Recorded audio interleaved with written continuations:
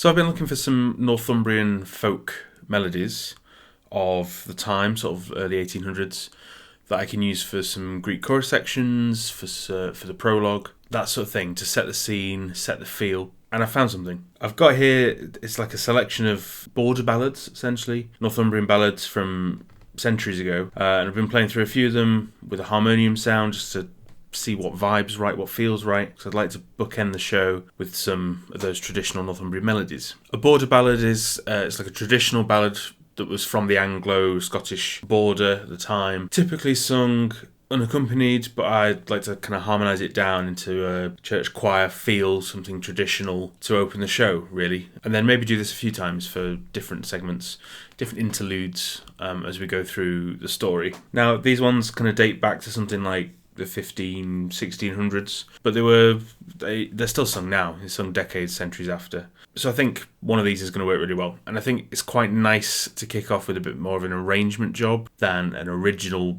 music writing, just so that I can get into the feel of it. I can play with the orchestration a little bit. I can play with the style before I have to go and do something completely original. So I've played through a few of them, and there's a tune called The Death of Parcy Reed. It's quite old, I can't tell exactly when it's from, but it's somewhere in the 16th century, so it's certainly something that they could have known in the early 1800s. It's quite a short melody, because these are all just verses that are sung on a loop. It sounds like this.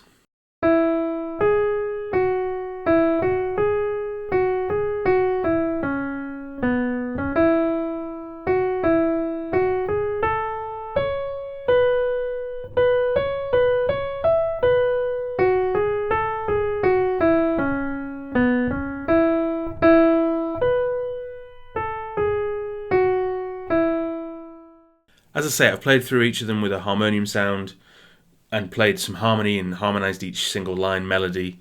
And this is one that jumped out as something that I instantly went, yeah, this is going to work, this feels right. I've harmonised the single line of this melody down into a sort of hymnal sort of sound. It's quite trad sounding, but there's a lot of crunch still in there. This is what that sounds like.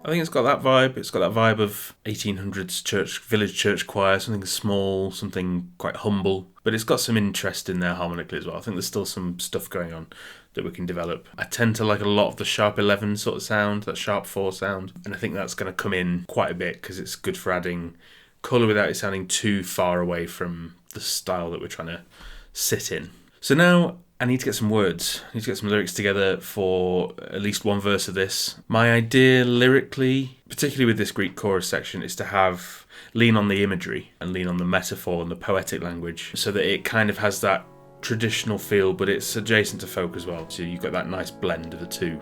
So I'm just going to get some words down. I'm going to try some lines out and just get something in there and on the score so that we can then inevitably develop that and build that as we go along. But just getting something down now is going to create something that I can work with. So this is the book. I'm going to start making some notes in. I'm going to start writing some lyrics down. Anytime I've got any ideas, I'm going to throw them down and see if I can put them into something. When I come to write, chords, progressions and things, I'm going to put in there as well. It's just going to be a big book of ideas, basically, that I can pull on when I need to write something. So I'm going to start putting some ideas together.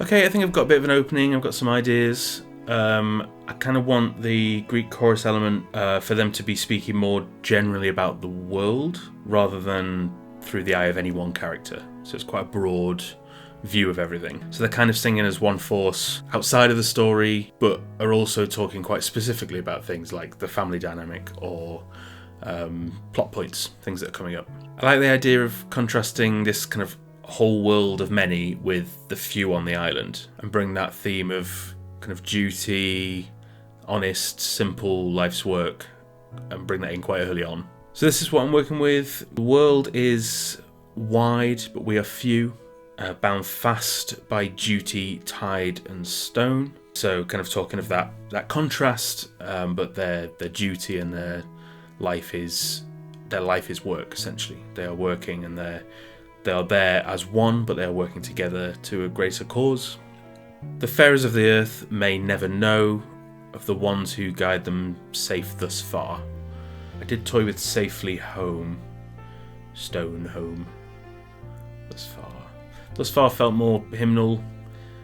And as I say, I'm just getting some words down, just getting an idea in. Farers of the earth may never know of the ones who guide them safely home. Maybe let's try that. Believe it or not, that's one verse. There's not a lot to this melody, so it doesn't need many words. This first verse, my idea is that it's going to be about that sort of thing. It's more broad. It's more about the contrast between the whole world and them on the island. I've got some ideas for maybe to bring William in as a narrative device. He's a strong sort of authoritative figure in the narrative, so why not have him do a bit of exposition as we get through these Greek chorus sections. So I think if I put another verse in that's wordless voices for a bit of a scene setting, a place setting verse from William to tell us about what their life is like in very direct terms, rather than the otherworldly Greek chorus way of saying it, that kind of bridges the gap between this first verse that we've got and a third verse that is going to be a little bit more still poetic, still kind of broad, but about their work rather than about their relationship to the world. And I'm thinking for this third verse I'd love to do a key change pretty early on in the show, but that kind of ties into that hymnal sound where they would have church choirs kind of maybe on the last verse of a hymn lifting up the organ changes key, and we kind of have a brightening up in that last verse. I think it might make a nice build, particularly out of a narrative section, to just lift musically. Lyrically, I want this last verse to kind of lock into the legacy element that we said the show's starting with, and the death of grace that we're kind of preempting or showing early before a flashback, but not in such an obvious way as putting that bluntly. If I can try and tie in some sort of shipwreck element, even if it's a vague hinting towards of it or a foreshadowing of it, then great. I think that's going to tie that all together. So I'm going to try some words for the last verse and see how that goes.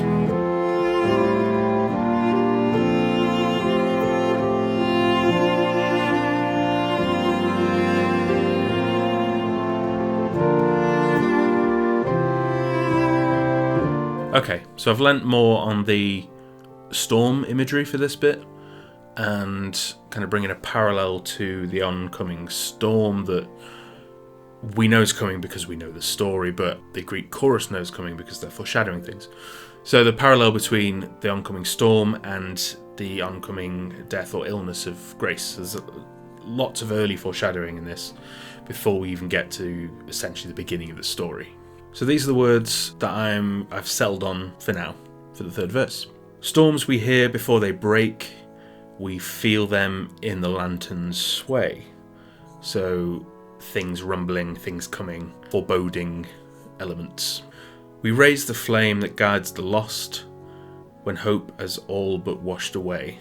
So obviously raising the flame, lighthouse workers, and guiding the lost. Something a little bit more specific about lighthouse workers rather than before this has all been quite general and broad. I'm not sure if when hope has all but washed away or when hope has almost washed away works better, but I'm trying to lean into that traditional sound of hymnal text in a way that doesn't feel forced. And I think maybe all but and thus far might be a little bit too far down that road. So maybe almost washed away and the safely home rather than safe thus far in the first verse. I'm feeling a big use of lantern light imagery all the way through this, really.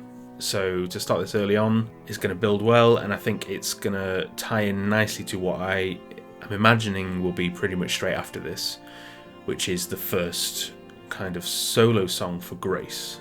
The minute we kind of go back to her learning about things, and we learn more about her as a character. So yeah, I think this is a good starting point. I'm going to put these into a score. I'm going to take this harmonization out into the 5 voices, and I'll just kind of export that out as some audio from the score so you can kind of hear how that's all working together on my score output kind of ooze sound, so that you can hear the harmony and hear how that might work as you see the lyrics go. Maybe next week I'll kind of get a bit more of a detailed structure of the songs in the whole show in terms of solos, duets, ensemble numbers, so we kind of see where that flow is and where the shape is, and then I'll have a better foundation for knowing where the energy needs to change, the light and dark, the ups and downs, and to get that flow moving really. But for now, here is my sheet music output for the prologue, with a bit of extra orchestration underneath to play around with the instrument choices. Ooh.